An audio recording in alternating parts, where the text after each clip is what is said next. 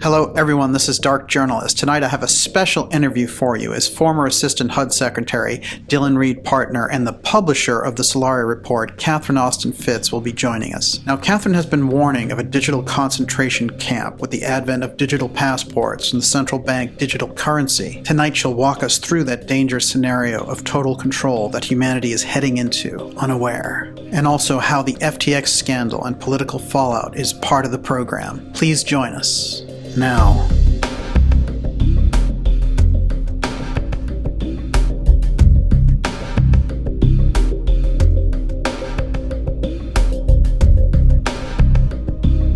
Catherine, let's start this off here with inflation. It's the thing that's on everyone's mind nonstop. What are they doing with this? Because they knew it had to come from their actions and all the payoffs during the pandemic, et cetera. Are they just trying to run everyone's savings to oblivion, basically? Well, this is a reset. Mm-hmm. And so you're accelerating the slow burn. You're putting money and injecting it into the places you want to grow. And then the places that don't get it are killed by inflation, and you shrink them and pick their assets up cheap. So you're in a slow burn, slow kill. I mean, it's an accelerating slow burn, but it's no different than the slow burn we've had all along. Right, which you think started in the mid-90s. Yes, it started in the mid-90s. I mean, if you go back and you look at how the dollar's been run since the Fed came into existence, we've been slow burning since the Fed existed. Mm-hmm. That's what 2% inflation regularly up when insiders are keeping ahead of the game and outsiders are dragging behind. But it's much, much smaller, much more subtle. Mm-hmm. So these people that have been saving money all these years and have equity in a house and all the rest of it, they wake up after 2 years of inflation and their money is worth half of the value. If they kept it in deposits. Remember, in 1980, I could get 8% on my bank CD. It's incredible. Okay, so zero risk, and I get 8%. Wow. So it makes sense to save. Yeah. Right? Mm-hmm. Now I get nothing, and there's risk. Why Mm-hmm. save? Why not just go out and buy, 2 years worth of office supplies and 2 years worth of, provision? Right. Yeah. And the system for doing that, you're saying the slow burn thing, then it's just more, the inflation part is just another piece of this. Well, when we started to print and expand the money supply in the mid to late 90s, that was part of stealing all the money out of the federal government, and you could offset it with labor deflation globally. Mm-hmm. So by moving lots of manufacturing and other things to Asia, you dramatically reduce the cost of labor, and that deflation offset your monetary inflation. Okay. And there have been various things. I like to think of Anthony Fauci as a deflation to go machine. Anthony, shut the economy down for another week. Too much inflation. Wow. Right. Yeah. Right. When Omarova was nominated for control of the currency, she had just published an article in the Vanderbilt Law Review saying inflation is a problem. No problem with CBDC. You just freeze everybody's bank accounts. They can't get any money. Amazing. Yeah. How close do you think they are to doing that? Because we've seen them do extreme moves out of the blue, like the lockdowns. I think they're I think the fastest they could try is maybe a year and a half. What they seem to be doing is with the WHO treaty and the vaccine passports, getting a complete control system in place before CBDC. Because I think they need another 2 years. Maybe they can do it in a year, but now, I really think they're going to fail. So, right. You don't think this is a winning formula on their side? No. I think, I walked out in 1998 because I said, your plan won't work. I'm out. Right. It won't work. So. Yeah. We've seen signs of cracks in that consolidation, but it's moving fast. The whole system that's moving in. Right. The CBDC got a huge boost from this FTX situation. FTX was an op. that got brought down in an op. Okay, Yeah. do you know what I mean? Yes, I was gonna ask you about it, but No, no, come on. immediately It's like right. Immediately after it happened, they said, "You know what? We need that that's regulation part now." of the Yeah. op, Yeah, right. right? Okay. FTX was a CBDC marketing plan. Do you know what I mean? Mhm. I mean, how are you going to market slavery? Right? It's hard. It You need is. Well, lots of contrived events. up until a month before that crash, they had Freed on the cover of Fortune magazine. They had him on Meet the Press. They were hailing Well, the him. Times just put out an invite to come hear free speak with Yellen, and did you see that? It was Yes. unbelievable. Yeah. It's unbelievable. It's very funny because they feel much more empowered to um, uh,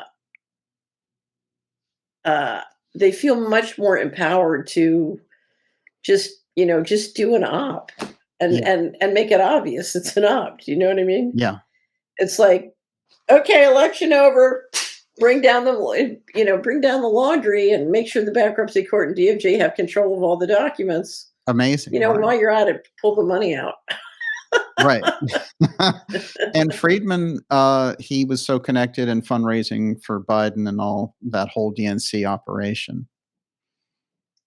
Well, I wouldn't call it connected. It's amazing if you give away $30 million, how many friends you can suddenly have. Yeah. Right. So I don't call that connection. I just call that, check receipt. Well, considering all the kind of misgivings that you've had about the advent of crypto, the way that they've done it, and that you don't trust it as a digital system, there's not a kind of a safety there for people's money. It's pretty interesting. When that hit, I immediately thought of you and your concerns about it, and all the people have been waving flags around crypto for the past couple of years without really considering the kind of losses that could happen overnight. So here's the issue. When I talked about crypto, what I was talking about the control grid and how it worked. Mhm. And I've never heard a crypto expert who understood the control grid and how it worked. Mhm. So they understood crypto, but they didn't understand the control grid and how it gets implemented. Whether on the regulatory side, whether on the control side, whether on the surveillance side. And there was just an extraordinary naivete about that. There was also naivete about how you run an excellent custodian operation. Running an excellent custodian operation is very, very difficult. And when you do it in an experienced, seasoned institution, you've got an institution that has, a couple, I don't know, a couple decades to a couple centuries of history of every fraud you can think of. Right. You know what I mean? They've had every fraud in the book. The encyclopedia of fraud's gotten run on them, right? And they've survived.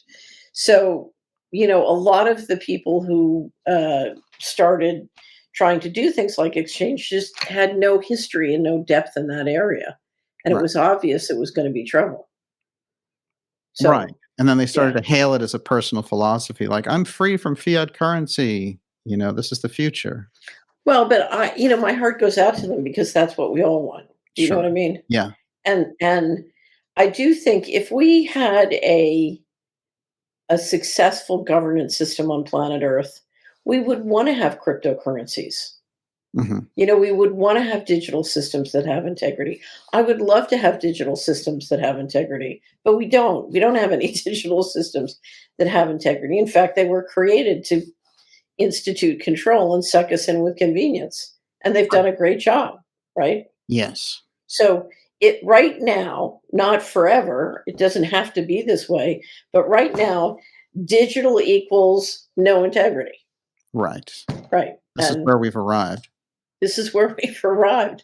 And they've done the Well, pump and dump on Bitcoin before. They've moved it through the systems. They've got the data feedback. So now they want to consolidate that type of action into CBDC. well, here's the question. You can take any cryptocurrency on the planet, whether it's Bitcoin or I mean, take the full range. Whether it's crypto that are deemed to be securities or crypto that are deemed to be commodity assets, whatever they're deemed to be under a regulatory structure. The regulators can shut them down pretty quickly Mhm. whenever they want. If you look at the Australian regime, all they said was, okay, everybody who provides an in and out has to go through the big banks and they have to be licensed. Hello, Right. overnight, Yeah. bam, they got complete control of every person and every bank account. Yes. Baboom, like that, Yeah. right? So for the regulators to assert control is a relatively easy process. There may be political fallout or whatever. As you can see, even just doing ops can destroy not destroy, but really harm the liquidity in the market. Wait a minute, I'm going to go see what the Bitcoin price is today. Yeah. I mean, if you look at Bitcoin, if anybody should be immune to the FTX risks, it should be Bitcoin. But look at how much Bitcoin has come off because, okay, so we're down to 16,000. I mean, if you look at Bitcoin at the charts, I think it could go down another 50% before it finds a floor. Wow. Now, Yeah. there's no way to me it goes to zero unless the regulators just say, okay, we're going to kill Bitcoin, which if I were them, I would never do. Doesn't make sense. But, Why? so Why doesn't it make sense? never waste political capital having a fight you don't need to have. Okay. You could marginalize Bitcoin without killing it. So why bother? Why Right. bother to kill it? Because if you really intentionally sat back and killed Bitcoin, you'd create a lot of enemies who are Yeah. not without skills and power and ability. Mhm. So A lot of people are already vested in it. A lot of forces. right. So just let them trade. I think it's just using it as a prototype is worth more than killing it. I don't see why you would ever kill it. And you can pump and dump it again. Right. So why would you kill it? It doesn't. I don't know. Interesting. It's very possible. Somebody can say, "Look, I just don't want to be bothered. Kill all the prototypes and take them out." I want complete control, boot in the face. I mean, once they get vaccine passports and CBDCs, they can do that. Right. Yeah. Right. And this is Because then the you're talking about a slavery system, and then they can do whatever they want. But the way they'll take down crypto is not by taking down the crypto. They'll take down the people, involved in crypto. Mhm. Yeah. You'll assert control of the in and out, and then you'll assert the control of all the people you need to assert control of to get control. Wow. Yeah. That reminds me, there's a story connected around this whole FTX thing. It happened a week prior. I'm actually going to read you the guy's quote. Brilliant young cryptocurrency pioneer named Nikolai Meshugian tweeted on October 28th that intelligence agencies were going to murder him and was found dead on a Puerto Rico beach hours later. This is his quote. CIA and Mossad and pedo elite are running some kind of sex trafficking, entrapment, blackmail ring out of Puerto Rico and the Caribbean islands. That's what he wrote, and then 5 hours later, he's found dead. Right. What I mean, you talk about ops out in the open. That's pretty out in the open. 63, they killed the president. Yes. Right. The Secret Service slowed down. I mean, Yeah. yeah, it's been out in the open for a long time, I think. That's interesting too with the 59th anniversary of that. It's like the system, that started there, which Peter Dale Scott calls it the first deep state revolt against the White House, the first one. But that is an acceleration there that takes place. And we've kind of been in an echo of that for generations here. Right. Right. Right. I don't know. My whole life, the centralization just continues to grow and grow and grow. Mhm. And yet, most of the people that I know or deal with, not all, but most, continue to think that their bread is buttered by cooperating. Yeah. And the thing that makes it possible for the system to grow is the cooperation. In other words, yes, it's Mr. Global doing this, but the thing that makes the system work is millions of us doing the work and making it work. Hmm. And we have the power to stop. Right. Why don't we? Why do we continue to choose slavery over freedom. Now, there are many, many different reasons. I can explain this fact pattern, that fact. We can get complex and go through all of it all day long. But the reality is, we have the power to stop this, and we haven't exercised it so far. Hmm. And I continue to hear from someone, "Oh, well, it's okay if I bank at J.P. Morgan Chase. I'm only one person. My account isn't big, and I shouldn't have to be bothered. And have you seen the latest Q?" Because that's entertaining and gives you permission to stay on your couch because the spooky guys are going to fix it. Right. Right. Right. Right. Yeah. Right. That whole op around that, the white hat type thing, has been very effective in putting people in a weird, false positive mindset.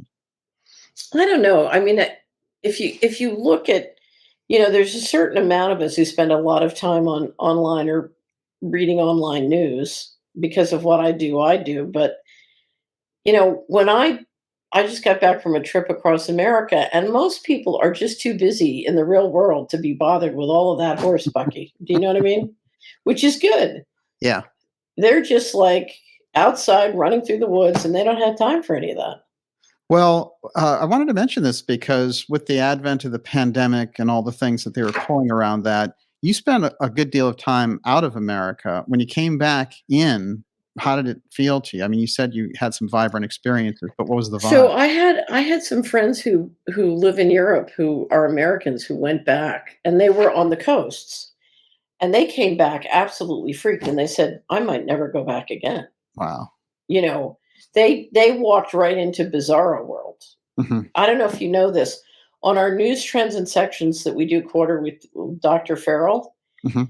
2 quarters ago, I said, "That's it, I've had it. We're gonna take all the stories that belong under Bizarro World. We're gonna create a section called Bizarro World, and we're gonna put them all there because you can't see what's really going on in the world because every area is overrun by these Bizarro World stories that are detracting people from understanding what's really going on. So we're just gonna all put it into, I have the picture of the ladies screaming for the Shriekometer, and they're all over there in Bizarro What's World. a And good if you were, example for Bizarro World story?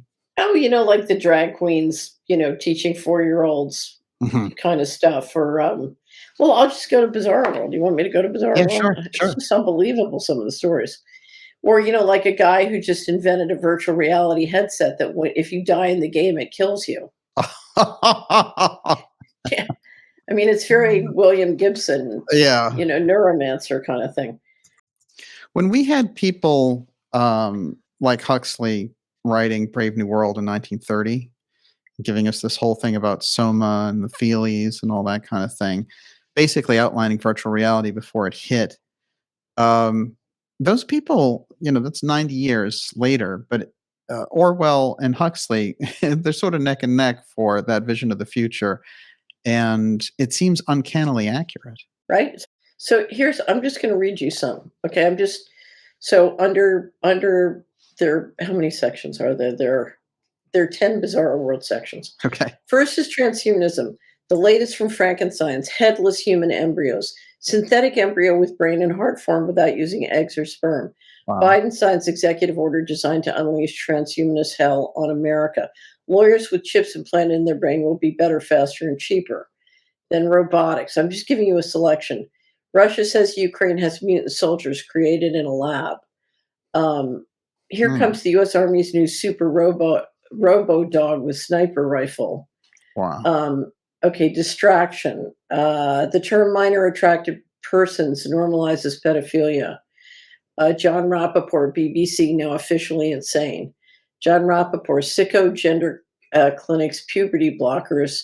Vanderbilt Pediatric Transgender Clinic nukes website after Matt Walsh exposes big moneymaker. Some doctor got on and said the transgender surgery for children was big moneymaker.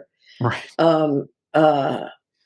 U.S. Senate ratifies Kalagi amendment handing more sovereignty to the United Nations. Oh God, Clinton on ESG. Can you imagine? Mind control, subliminal acoustic manipulation of nervous system manipulation by electromagnetic fields from monitors. Edible insects and their role in the transmission of parasitic diseases. That one is really frightening. Wow. Wait do you see how sick. Our annual wrap-up's going to be a big presentation on synthetic food with a focus on lab-grown meat, Fantastic. and it's totally bizarro world. Anyway, so it just goes Incredible. on and on. That's just this quarter. The last quarter was even more bizarre. So the idea Anyway. they'll hit out with so many different things that an average person just won't know what to do. They'll throw up their hands and say, "Well, I have to believe the official reality." I think it's so scary. Throwing up all the bizarro world is so scary that it makes you just want to withdraw and go into your shell, or it's fine. I'll believe the official narrative if I can get. Remember, here's the trick: we all crave coherence. Mhm. And if you do things that make people incoherent, but promise them that if they do what you say, they can get back to a coherent world, then they'll buy into it. Right? Let's take one of those bizarro pieces, though, because it stands out to me in terms of the amount of effort behind it, and that's the gender push. To eliminate genders, to confuse that whole issue in a way that we've never seen in human history. Well, but it's tracking. If you look at what's happening with birth rates, you've seen one set of our bizarre stories, not this quarter, but the couple quarters ago, are Mhm. babies who grow in incubation, in incubators. So Right. you have an incubator in your living room, and your baby is growing in the incubator, not in you. Yes. And that plus the sterilization of women. I mean, it looks to me with CRISPR technology that the leadership has decided they will decide what genes come into the world and not nature. Right. So God will not decide what genes come into the world instead, and nature won't have anything to do with it. Instead, it will be, the human resource director in the sky. um, it's so far out. I'll tell you why it's not far out.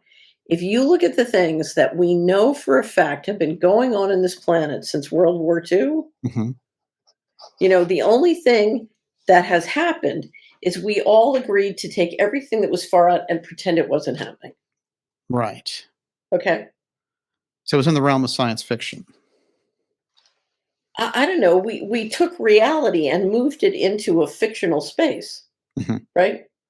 Because if you look at every weird thing that's gone on in this planet since World War II, there's a science fiction movie about it. Yeah. There's a fictional movie or a fictional TV show about it. But Yes. it's not allowed in normal land, Mhm. right? So it's just like Disney World. There's this wonderful world with Minnie and Mickey, and then there's a world below that's engineering that world, right? Right. So there is nothing happening now that is stranger than the things that have gone on, particularly given all the people doing those strange things have never been held accountable or stopped. So it would ultimately make sense that they would move out of control, right? Mhm. Because if you double down and double down and double down, at some point the multiplication leads to every place. So Right. I Right. don't see anything going on this planet, that in one shape, form, or another hasn't been going on for years and years and years. So would you say it's more out of the closet? It's more out of the closet and it's infinitely more creative. Yeah. Okay. So, it's almost like they're trying to keep everybody busy Mhm. with, various things on a theme. But I don't know. There's a lot of weird things been going on this planet for a long, long time. Yes. And if you're someone like me, you have to go back and forth among all these worlds that are pretending it's not really happening when it's clearly happening. So they figured out a human function there, which is in our psychology somehow we're prone to kind of put the white noise out to things that we don't want to look at, and they took advantage of that. Is that reasonable assessment? I think it's more complicated than that, but I think we believe that if you dwell on something, you attract it. Mhm. So we want to keep the organized crime out, and we want to keep bizarre world out, and we don't want to attract it. And I think that's a very healthy, natural tendency. Mhm. There's a point, though, at which, you know, it's very important to know when to duck. And if your map is so insufficient and such a lie that you don't know when to duck, then you can't practice good risk management and then you're in real trouble. And of course, that makes you easy to harvest, which is the goal. Interesting. We can go all the way back. It's interesting because Eisenhower, everyone goes to this point that he made this military, beware of the military industrial complex, but he warned about the scientific dictatorship. Hmm. And Right. so he was looking at it then and seeing, oh, this is where it's going to go. I'm in 1961, and he's looking down the road into the 21st century and saying, this is how things are going to play out. Right.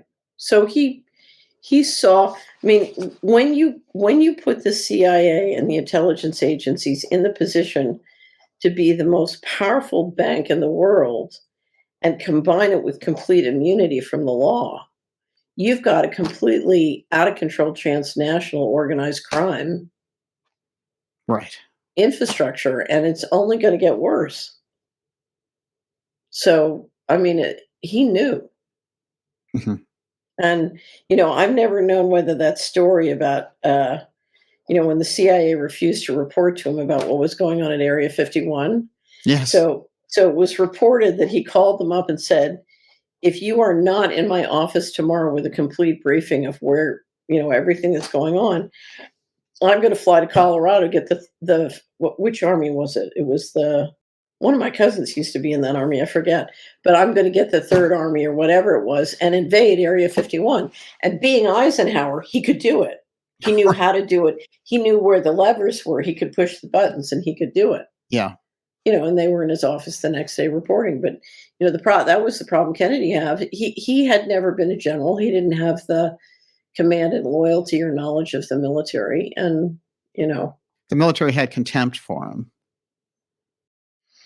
I don't know enough about his relationship with the military. I think after the Cuban Missile Crisis, that may have been the case for some, but not all. Mm-hmm. There had to be a tremendous number of generals going, thank God. Yes. Yeah. So. Absolutely. It's very interesting because I was reading about a general he was going to put in as a CIA director 2 months before he died. And that general went on to be a big anti-Vietnam activist. So it's kind of fascinating. What was his name? General David Shoup. It is quite interesting because when I went back into their relationship, I saw them together a lot in that last year of his life. And there's a lot of pictures of them together. Right. And interestingly enough, his granddaughter, this general's granddaughter, got in touch with me. Oh, wonderful! Yeah, so there's wonderful. a lot of things there, but he was planning on becoming CIA director. This person, so there was going to be a shift there, and this might open up some of that story that's hanging out back there because there's a lot of strangeness. Also, I wanted to mention this to you, and it's fitting that we're talking about Kennedy, but.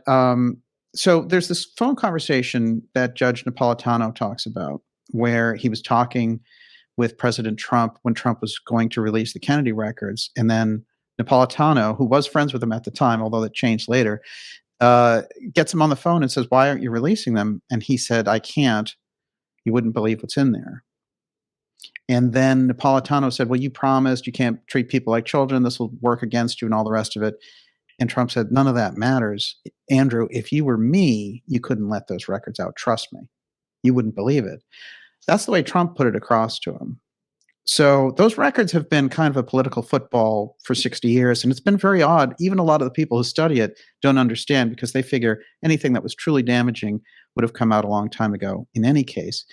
So there's this idea that I've put together, which is that when RFK met the CIA director immediately after the assassination, that there's some almost like booby trap or mechanism in there that they won't let them out, and that Trump was referring to that in his conversation, which is on record because Napolitano has said it now in 3 interviews.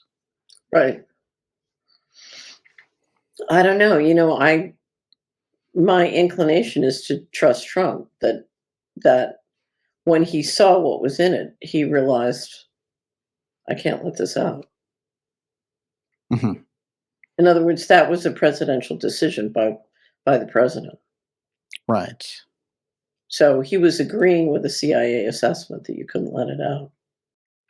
When you get to everything that's gone on with the Mar-a-Lago raid and the strangeness around that, we've never had a president, an ex-president, raided before. How do you see that? I'm assuming that a decision has been made to make sure that Trump is not a viable candidate in 2024, and Yeah. that's what's up. Yeah.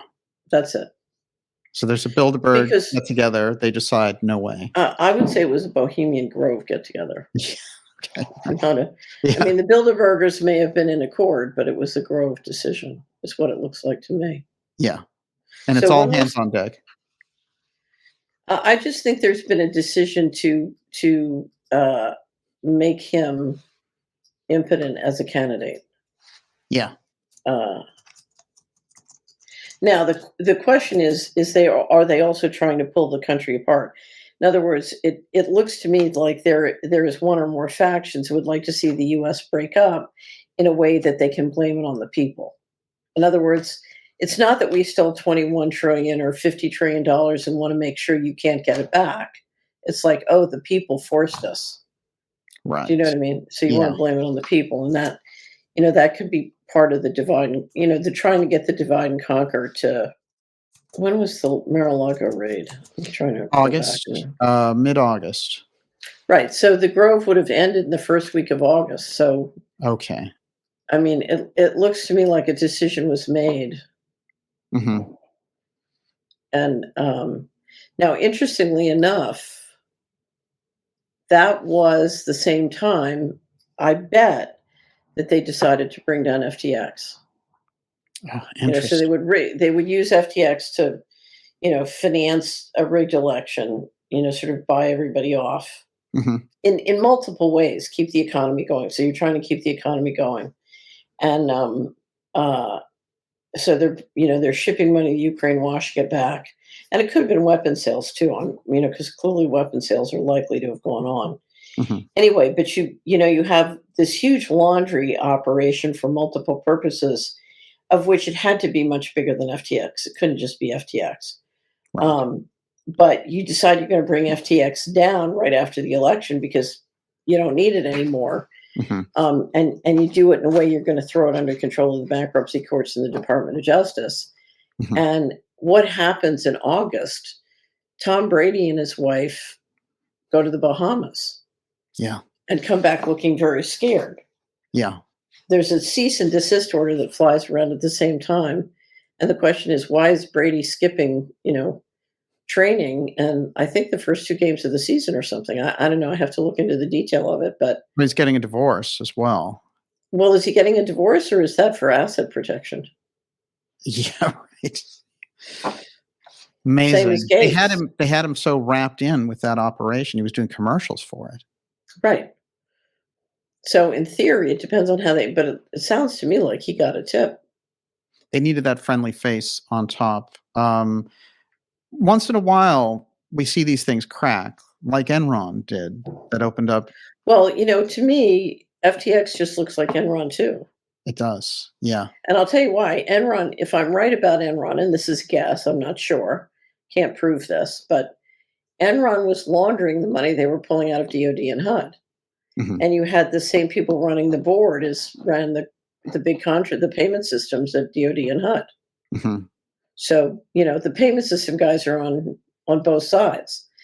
And and sort of that money is coming through. And then suddenly in August of 2001, Skilling quits. And I said, uh-oh, they clued him in on what's next. And he wanted to get out. And then, of course, 9/11 happened. And 9/11 basically destroyed all the records of everything that was being laundered out. Right. Or that's what it appears. And, and then they put this guy in charge of cleaning up Enron, who just happens to be the guy they put in charge of cleaning up FTX. And if you're laundering on behalf of the New York Fed and the Exchange Stabilization Fund, and basically, the government, the federal government depository, It's the same cast of characters, the same crew, the same institutions. Hmm. So to me, this is Enron too. Absolutely fascinating. Right, because the money shipping over to the Ukraine was coming out of the New York Fed as depository for the U.S. government, right? Mhm. Same as Enron, if I'm right. Amazing. Yeah. Right. Um, would you say that so crypto, in a sense, the way that they operated it was a dream for the black operators for the black budget? Well, I think crypto, first and foremost, was simply a prototype for CBDCs. Oh wow. Yes. Right. So here's the way we used to do it on Wall Street at the big firms. Salomon Brothers, perfect. You tell 10 different vice presidents to go do something. You wouldn't tell them that you told 9 other to do the same thing. And they'd all go try and do it, and they'd all come up with different ways of doing it, and then they'd end up competing and fighting with each other. And from it would emerge, it was a way of getting the best one fast. So Yeah. instead of asking one team and then firing them and getting a new, you just ask 10 guys to do the same thing. And that's the way you prototype. Prototyping is very organic and very messy, and you just try lots of stuff, and you know that most of them will fail, but in the process you'll figure out what works. Right. So I think crypto first and foremost was a prototype for how you get to a digital control system. Absolutely. Right. And that's not to say that in a well-governed society cryptos couldn't be great. They could. Right. But we're Yeah, I not in a understand. well-governed society. We're in a centrally controlled society that wants to exercise complete central control. And in that situation, crypto is the most dangerous thing you can do. Use cash. Yes, cash is king. Right. Yeah. Well, a healthy system is part analog and part digital. Mhm. You have excellent digital and you have excellent analog. And the mistake we're making is we're allowing Mr. Global to take it 100% digital, at which point we're in a digital concentration camp. We're Yeah. toast. If Yeah. we allow that, we're toast. It's over. And that's the central banking digital currency. That's Yes. that with Essentially, yes. the digital ID, the merger of those 2, that's it. You're in a slavery system. You're going to be in a digital concentration camp. If they want to take your kids, they will. No law. There's no law. It's a slavery system. Right. They'll do And whatever they want. they could even do it and morally grandstand that they're doing it for climate change, for example. Oh, right. Right. Cannibalism, good for climate change.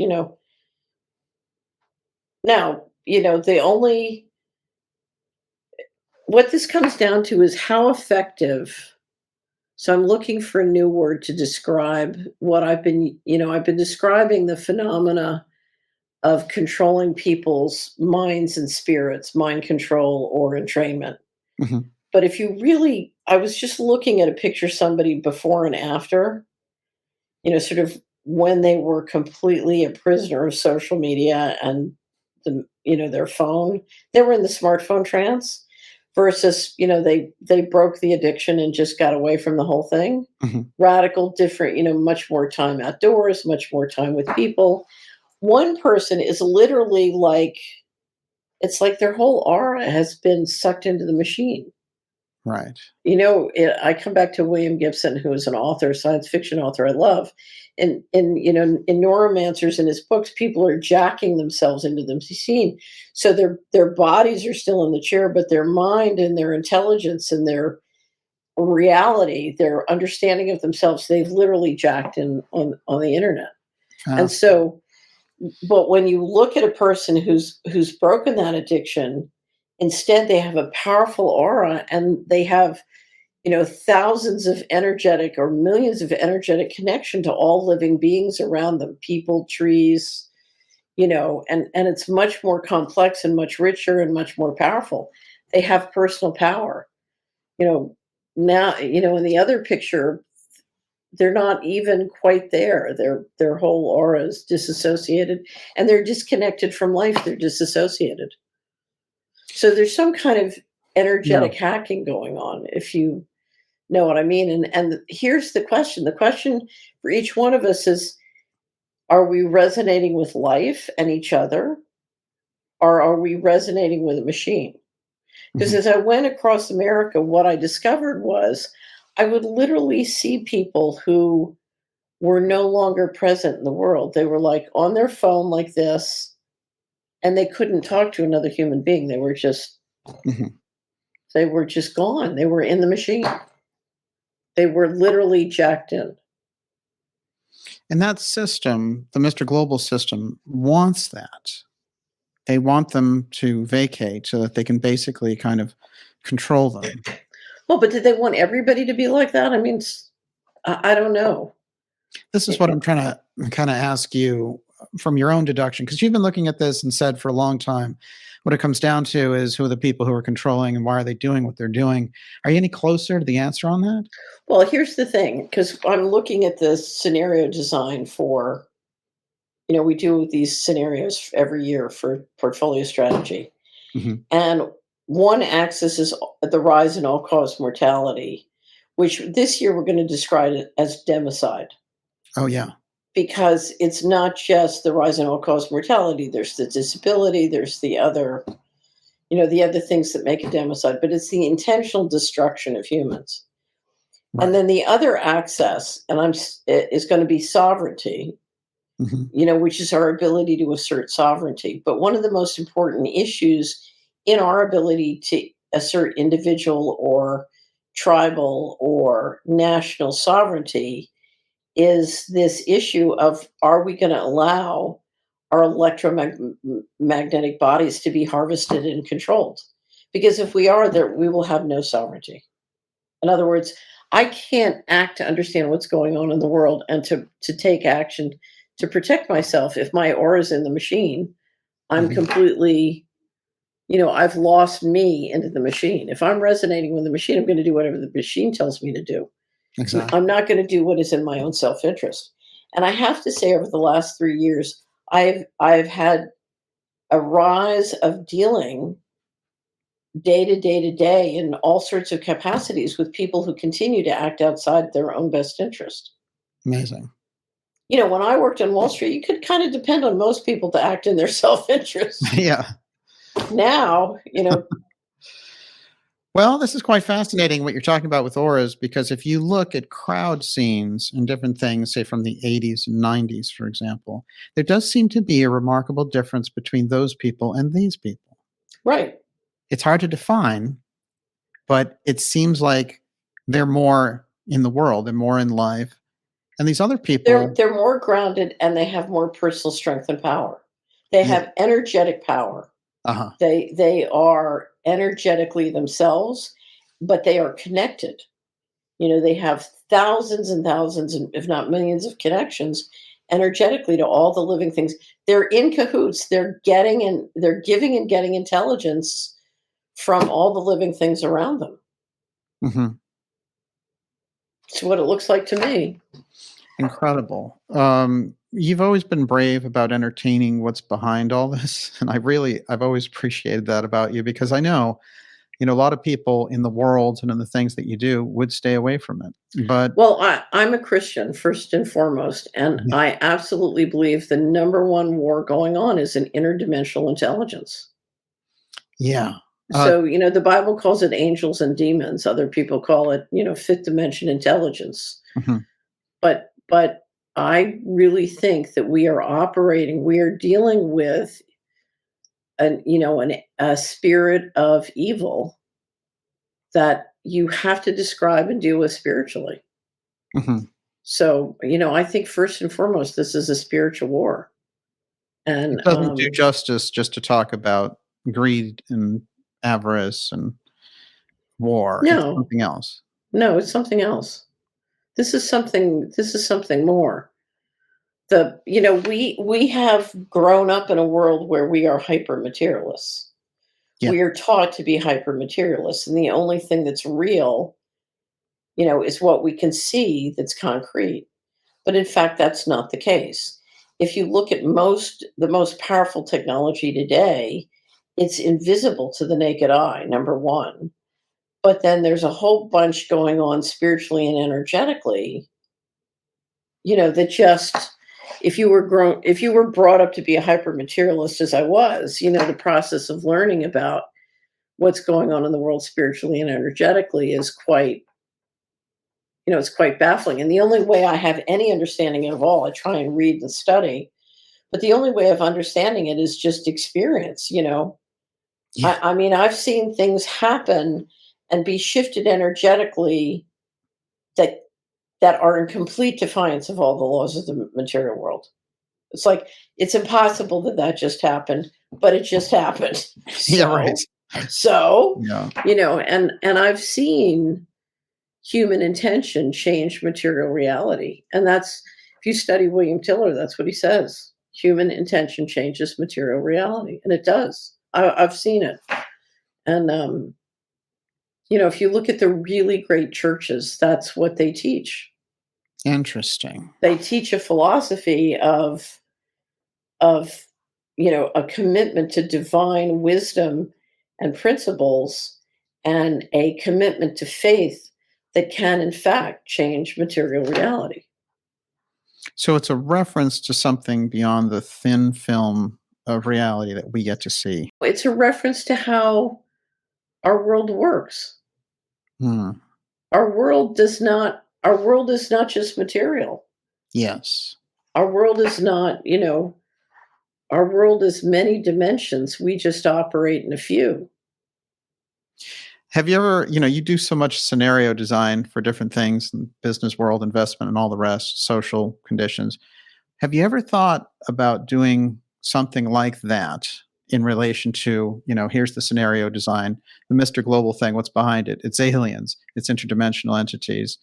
It's, When I first started to delve into the governance model and who was really in charge, yeah. I mean, I grew up in a world where I had a lot of interaction with the people who were in charge, at least in America. So I Yeah. kind of thought, okay, I know who's in charge. It's basically the Rockefellers and their syndicate and the money behind them. And so I never worried a lot about who was really in charge. It was like, you just don't want to piss them off because it's dangerous. Was sort of my take on things. Anyway, but so when I first started to get into the governance, I signed up for Chris Milligan's, had a listserv called the CIA drug listserv, and it was started with who's dealing the drugs and it goes up. And there was this huge war when I first got on it. And there was this group that said, it's all the Catholics. And they were rabid about it. And me, oof.